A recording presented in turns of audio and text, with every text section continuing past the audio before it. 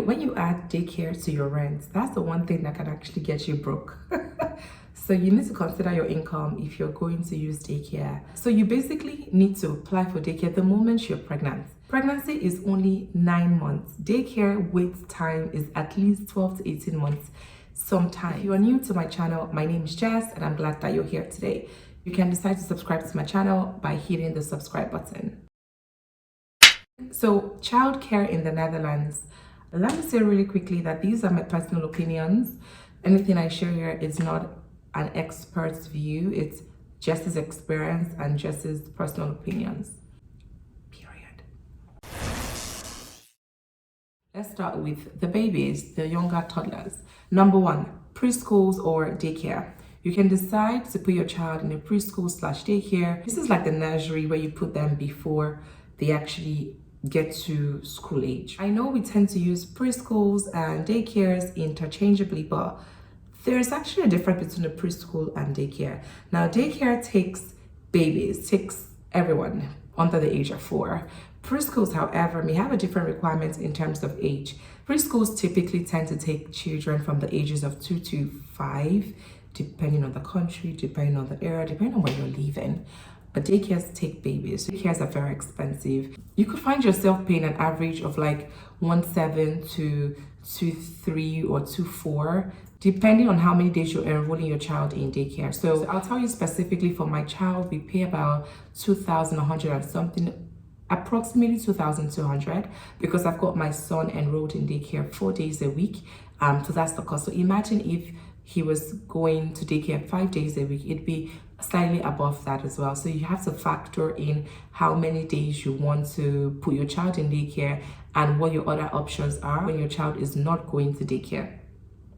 This is a good segue into the second childcare option that I have for you, because the other 3 options are alternate options for daycare and also can be used alongside daycare. But before we go that far, let's come back a little to daycare. Talking about daycare is such a special conversation because not only is it expensive, it's hard to get in. So I'm going to share 3 major tips when it comes to daycare. Number 1, make sure you apply to daycare the moment you know you are moving to the Netherlands. The moment you know you're pregnant, just apply to the daycare because the waiting times are between 12 to 18 months. Sometimes even longer, depending on the one that you've chosen for your child to go to. Now that brings me to the second point, where the one that you've chosen may not be the one that you get into. So you need to make sure that you cast your net wide by doing what? By applying to several daycares. Yes, it's stressful, but they know that you should apply to multiple daycares, because here's what could happen. The one that you really want, maybe the one that is just like right by your house, that's like super convenient for you, you may not get in. Okay, and even if you do get into that one, you may not get the number of days that you requested for. So maybe you want to get in, you want to put your child in daycare for 4 days. They may tell you that they only have 2 days available for now, and they'll put you on another waiting list if you join for the first 2 days for whenever the other 2 days open up.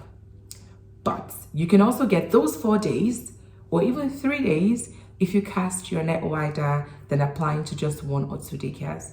So that's tip number 2. Tip number 3 is ensure to apply to daycares that are close to you, especially during times of emergencies. By close to you, it could be close to your home or close to where you work. So if you know that you're going to the office 3 to 5 times a week, then it's okay to get a daycare or childcare facility that is close to your office, because you know you can do the drop off and pick off easily. And again, it also depends on your family arrangements, like who does the picking up on what days. That also matters. I remember a 4th tip I can share with you about daycare is you really need to know what you want when it comes to daycare. Don't just apply randomly. I mean, apply to a lot of places, but also apply to the daycares that you know that you won't say no to if they came back to you.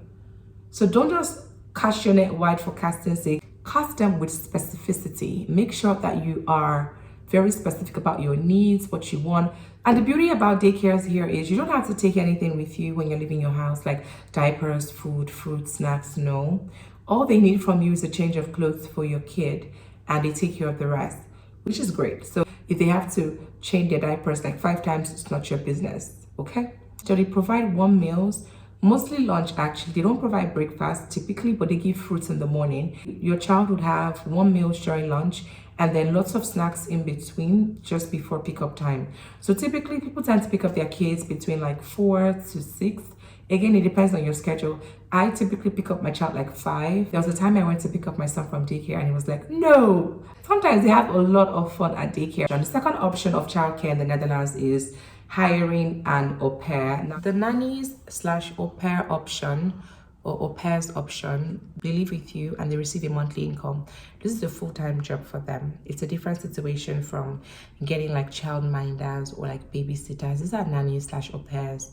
They have the experience to do this area of work. I think you pay a one-off fee, then you start to pay monthly. Now, the agency takes care of this person's visas, whatever immigration hassles, it's not going to be a problem. This is not you bringing your younger sister or your younger cousin from the village illegally or bringing them as a dependent just to come and make them your. No, this is their job. This is the visas that they're on will be stated that they are here for this job. So basically, it is only an au pair agency that is recognized by the IND in the Netherlands that can actually apply for work permits / residence permits for the au pairs. And these visas are usually only valid for 1 year. This means the au pair has to leave the Netherlands after that 1 year mark. Otherwise, they have to reapply. And after a year, some of these agencies will actually swap them and get you a fresh one if you do want to continue your contract with them. That's it for hiring an au pair. The third option is to hire a nanny. Should I call them nannies or babysitters? So number 4 is nannies / babysitters. Let's put it that way. I'm going to put them in the same bracket. They're nannies, but they also have babysitters. So we use a babysitter every now and then. Maybe we're going on date nights. That's where we need them for. So that's also a part of childcare option. So my child will do daycare morning till evening. You know, we chill with him and then we want to go have a nice time out. We can't leave him alone at home. Who's going to take care of the kid for us? That's where you get a babysitter. There are websites where you can actually find these babysitters and also find nannies. And there are also these babysitters that actually have a nanny arrangement where they actually can be with you for 6 to 8 hours in a day. So the babysitters are called Aupairs in Dutch. You can have a subscription or like a payment plan, maybe for 6 months or even a year, depending on how frequent you need this. You may need to pay the babysitter directly. So for folks who don't have their kids in daycare for whatever reason, maybe personal or whatever, you can actually get a nanny that comes just before you go to the office and they leave after you come back from work. They don't shy away from what they can or can't provide, these nannies. They don't joke. So you also need to be very vocal about what you need. And if they can't provide what you need, then please move on to the next one. Don't put pressure on any babysitter or nanny to do something like maybe they told you right off that, hey, I'm not going to be doing any cooking. My rates don't come with any cooking. And you're expecting her to still do something she said she's not going to do. Why? So the fourth childcare option that I recommend is you or your spouse doing this childcare job. So if there's 2 of you, like 2 partners or 2 legal guardians or 2 parents of a child or children, one of you can decide to stay back home, whether it's the wife, whether it's the husband, whether it's the boyfriend, whether it's the girlfriend, whatever you are, as long as you guys are partners, one of you can decide to do the job of taking care of the child while the other person goes to do the hustle and bustle, makes the money and comes home. That's an option for you. So while you are here, this breaking transmission, while you are here, how about you just hit that subscribe button and also give this video a thumbs up. This is the hustle that we're going through to make these videos for y'all. The beauty about the Netherlands is, unlike back home in Nigeria or even Africa in general, I don't know how it is in other parts of the world, but when men tend to do that and be like stay-at-home dads, then they are frowned at or looked at funny. Not here in the Netherlands. They are proud stay-at-home men. I'm not saying that there are no men that actually feel a certain way or feel like, oh, my ego is going to be bruised if I do this. You're probably out there. Hello. But generally, it's such a beautiful culture where people actually they do this and own it with their chest. Even daycare pickup and drop-ups, like you even see more men there than women. Not because they're not working, but some of them actually aren't, and it's fine. It's what works for them. There are some daycares there are not actually daycares. I should put them in number 1 option actually.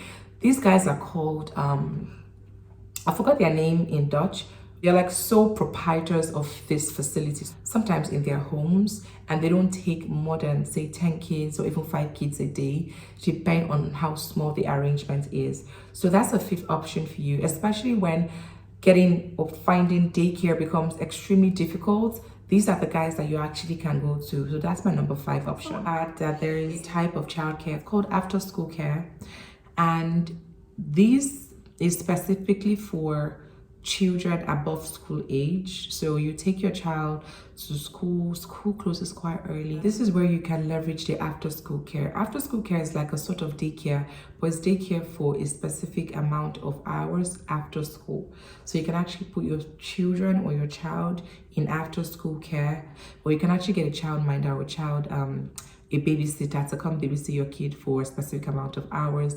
And that babysitter, you can actually use them to tell them to pick your child from school, and then they stay with your child until you're back from work. So these arrangements can be arranged. You just need to find the ones that are willing to, the ones that are open to doing this or already do this as part of their packages. So babysitters, nannies, these guys can make this happen for you. I'm going to take the rest of the video to share my story really quickly. So I knew that I was moving to the Netherlands in 2020. I was actually advised to start applying to daycare at the time, but for me, it's like, I don't even know where I'm going to live. Long story short, I did not apply.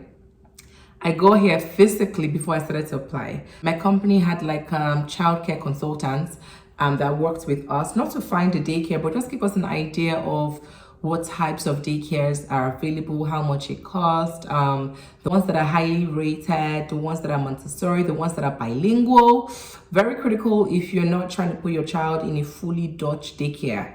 Okay, so for us, I applied to at least 6 to 7 daycares. 3 out of 7 of these daycares, or 6 of these daycares, came back with open slots for us in a matter of, I don't know, a month or less. So I was really lucky. But some of them did not have great, some of them didn't have like nice days for me. I had thought I put my child in daycare for only 3 days, but eventually I knew that I wanted more. We already knew that we would keep him on Fridays while he can go out Mondays to Thursdays. Some of the daycares come back saying, oh, we have Monday, Wednesday, Friday available, or Tuesday, Friday. Like anything that had Friday was a no-no for me. Just letting you know how tough it can be. That's why it's better for you to actually try to apply as early as possible. It's better you get all these many options and then you're the one who's like doing the shortlisting, like, you know what, nope, yes. It's better for you to have that power to do that. But if you are in the same boat as someone who's looking for a daycare and you get several options, please do well to tell them about it, because it's rough and tough out there for parents. It can be such a blocker to your day-to-day in many ways, I'm telling you. Especially if you are both working, you need to not worry about your child, if you know what I mean. Like, you need to not worry about your child. So that kind of brings us to the end of this video. I know I can't answer all your questions, but if you have any questions or anything you're pondering about that maybe I forgot to put in this video, please put it in the comments and I will do my best to give you a response, as I always do. So thank you for watching, and if you haven't subscribed, please hit the subscribe button. I would really appreciate it if you give this video a thumbs up. It helps my video get seen by others, okay? Help me get to 1,000 now. How far now? You guys help me. Thank you. And I'll see you guys in my next video. Bye.